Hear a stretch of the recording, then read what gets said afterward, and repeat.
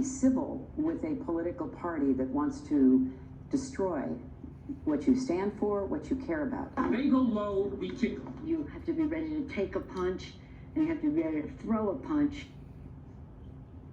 All right, Greg. The double standard's obvious to me, and there's been a lot of gaslighting this week, but I don't think the left will ever accept it, and they're trying to completely bury everything they've said and then justify it by acting like the cops on Wednesday didn't treat Black Lives Matter or Antifa the same way as they treated rioters at the Capitol on Wednesday when they actually did.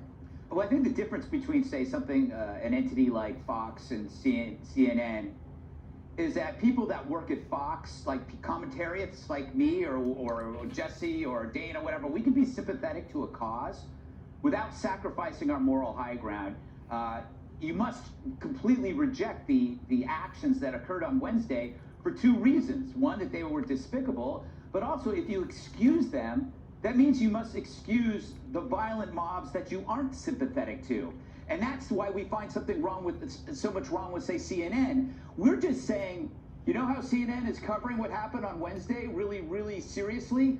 I really wish they would have done that during the summer. I really wish MSNBC would have really done it in the summer. I wish the Washington Post and the New York Times took what we saw as outrageous and disgusting and violent seriously. And we have to remind ourselves of the political blackmail that was going on, that we were told over and over again that if Trump wins, civil unrest will occur in the street. And by the way, civil unrest did occur in the streets when he won in 2016.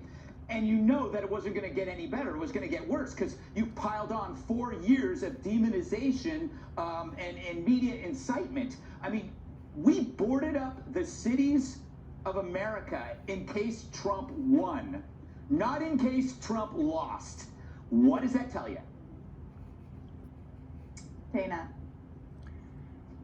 Well, I was just thinking about the night of the RNC convention, the RNC convention. At the very end of that, of course, it was kind of virtual, but the president had his event there on the South Lawn. And you remember several people getting harassed and even attacked, Rand Paul being one of them, and his wife on their way out.